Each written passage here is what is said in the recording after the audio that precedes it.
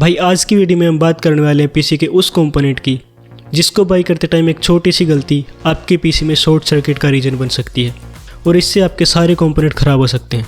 और ये कंपोनेंट है पावर सप्लाई।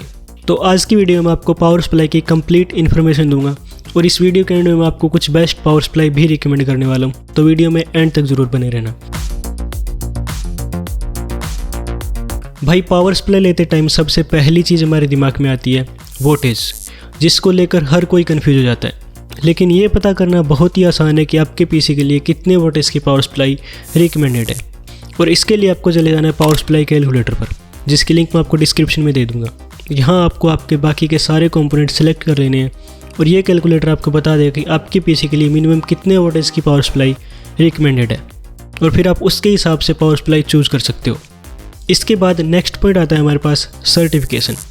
आपने अक्सर सुना होगा 80+ ब्रॉन्ज एंड 80+ गोल्ड रेटिंग्स। ये रेटिंग्स होती है आपके पावर सप्लाई की सर्टिफिकेशंस, यानी कि आपके पावर सप्लाई की एफिशिएंसी। और सर्टिफिकेशन जितनी हाई होगी उतनी ही ज़्यादा एफिशिएंसी। फॉर एग्जांपल आपके पावर सप्लाई की रेटिंग है 80+ ब्रॉन्ज, तो वो पावर सप्लाई 100% लोड पर 82% एफिशिएंट होगी।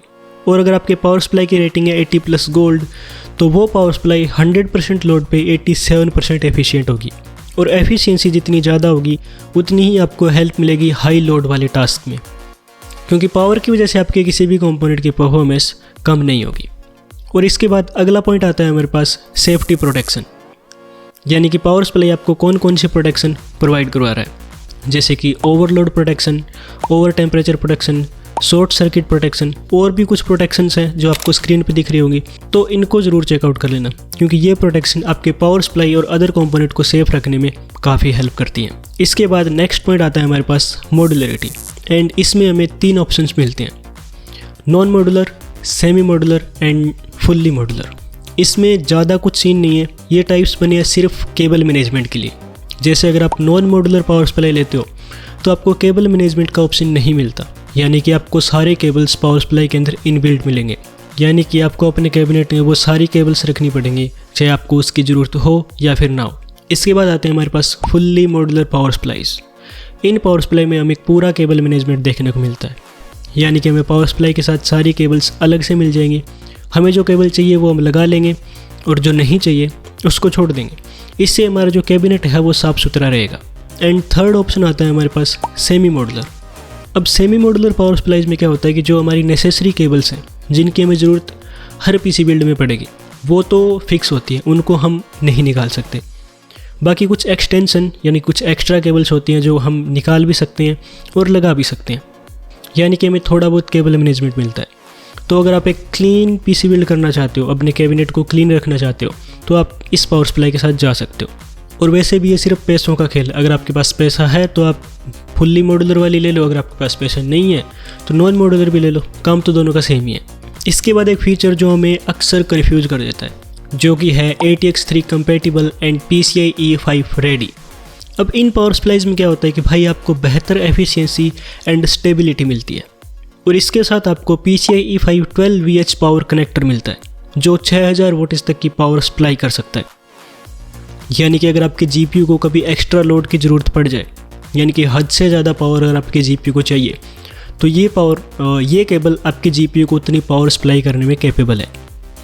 यानी कि इसका पावर मैनेजमेंट काफ़ी अच्छा है, जिससे कि सिस्टम क्रैश एंड ओवरलोड के चांसेस बहुत कम हो जाते हैं।